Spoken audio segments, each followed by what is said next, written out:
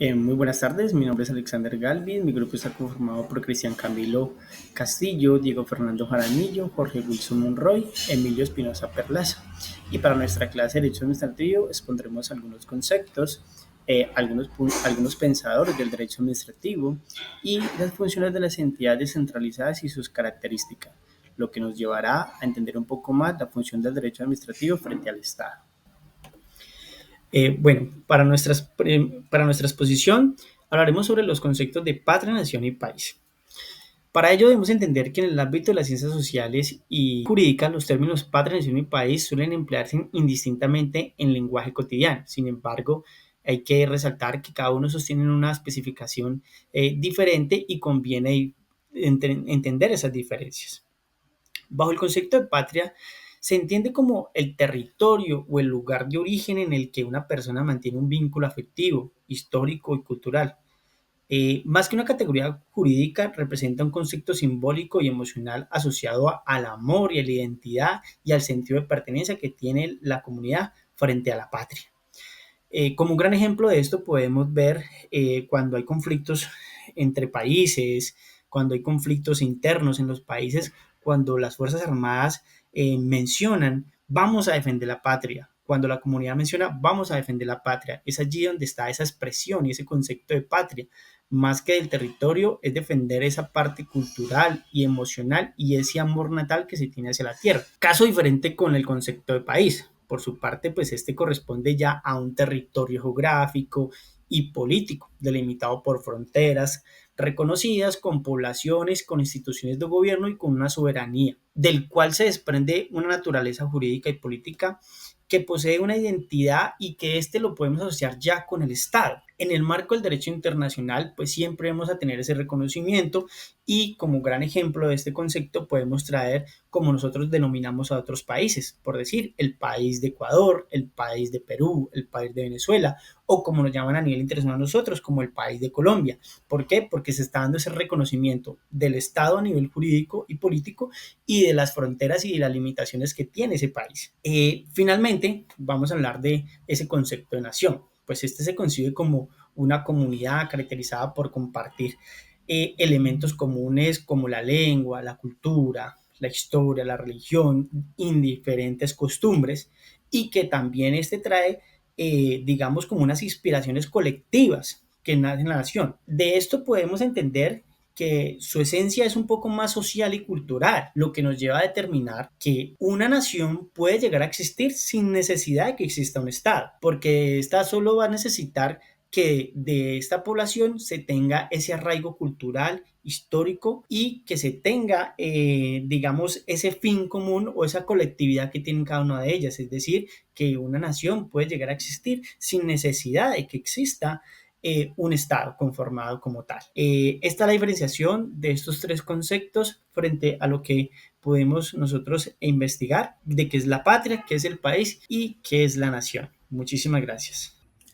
Cordial saludo. Seguimos con los pensadores del derecho administrativo. Comenzamos con Leo Duguid. Nació en Francia en 1859 y falleció en 1928.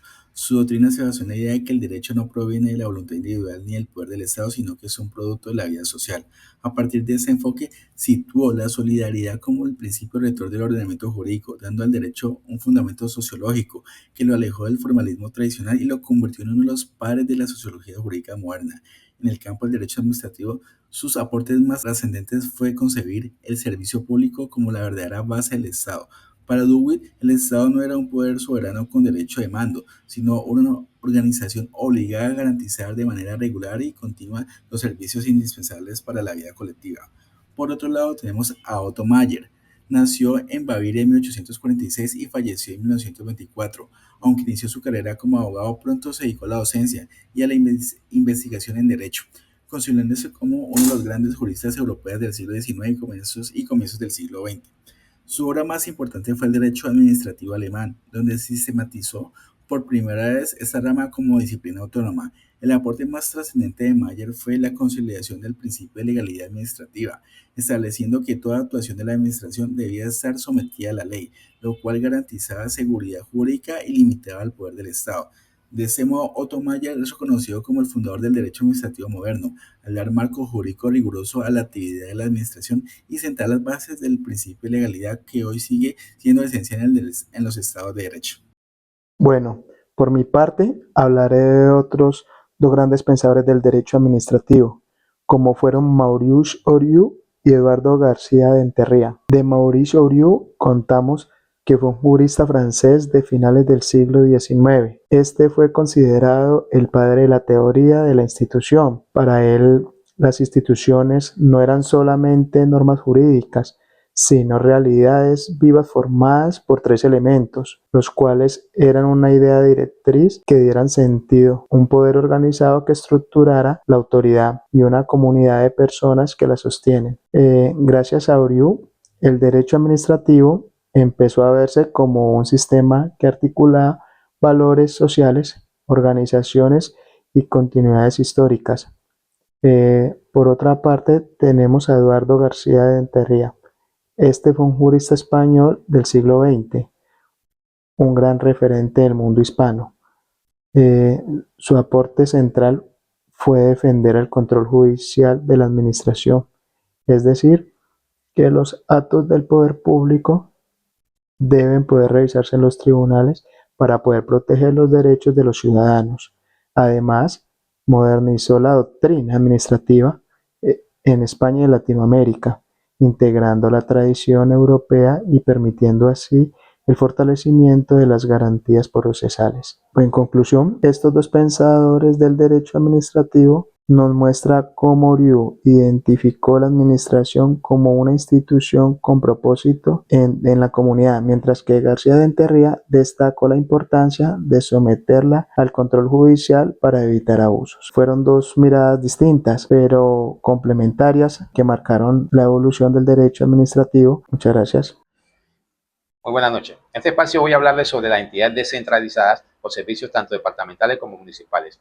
Además, como buen bayuno y bonaerense que soy, traeré 3 ejemplos de entidades que podemos hallar en nuestro bello departamento y municipio. Tenemos que en el marco del derecho administrativo, las entidades descentralizadas o servicios son organismos creados para cumplir funciones específicas de interés público, con autonomía administrativa, patrimonio propio y personalidad jurídica. Se diferencia de la administración central porque gestionan de manera independiente ciertas áreas fundamentales como la salud, la educación, la cultura y los servicios públicos. Esto quiere decir que dichas entidades ejercen principalmente funciones administrativas orientadas a satisfacer necesidades colectivas, aunque se encuentren sujetas al control y vigilancia del ente central. Entre sus funciones hallamos la autonomía administrativa, ya que estas entidades poseen la capacidad de tomar sus propias decisiones y gestionar de manera independiente sus operaciones, aunque siempre bajo la supervisión del gobierno central, que busca garantizar que la administración pública sea eficiente y ágil. Asimismo, esta entidad cuenta con un patrimonio propio conformado por bienes y recursos económicos que les permiten financiar sus actividades sin depender de manera exclusiva del presupuesto nacional. Y al tener un reconocimiento legal y personería jurídica, adquieren derechos y obligaciones que las habilitan para actuar en nombre propio dentro del marco de la legalidad. Ahora vamos con algún ejemplo donde destaquemos sus funciones e importancia en el desarrollo regional. A nivel departamental encontramos la Universidad del Valle, institución de educación superior que garantiza la formación académica, investigación y extensión de la población. El Hospital Universitario del Valle, entidad prestadora de servicios de salud. Tenemos la industria licorera del Valle, empresa industrial y comercial del Estado que produce y comercializa sus licores oficiales del departamento. A nivel municipal, hallamos la Sociedad de Acueducto y Alcantarillado de Estado de Buenaventura, encargada de proveer el agua potable y alcantarillado en el distrito. Tenemos la Sociedad Portuaria Regional, la cual administra y opera el puerto más importante del país sobre el Océano Pacífico. Y finalmente, el Hospital de Blanca de la Plata, institución de salud que atiende a la población local, especialmente en los sectores más vulnerables. Con estos ejemplos se evidencia cómo las entidades descentralizadas por servicios cumplen funciones fundamentales para el bienestar de la población y para el desarrollo económico, social y cultural de la región, actuando con autonomía, pero siempre en beneficio del interés general. Buenas tardes, les voy a hablar ahorita de los órganos de control, que son los que manejan la estabilidad económica de nuestra ciudad, de nuestro país. Entre ellos está el Banco de la República, que es el banco emisor central encargado de emitir la moneda, administra las reservas internacionales, maneja la política monetaria, crediticia y actúa como banco entre los bancos. Otro órgano es la Comisión Nacional de Servicio Civil, que es un órgano independiente que no pertenece a ninguna rama del poder público. Se encarga de administrar y vigilar las carreras administrativas, garantizando el acceso a los empleos públicos mediante concursos de mérito y bajo los principios de igualdad y la transparencia. Otro órgano es la organización electoral, que es el conjunto de entidades encargadas de organizar, dirigir, vigilar los procesos electorales en Colombia, y la conforman principalmente el Consejo Nacional Electoral y Registraduría Nacional del Estado Civil. Bueno, muchas gracias.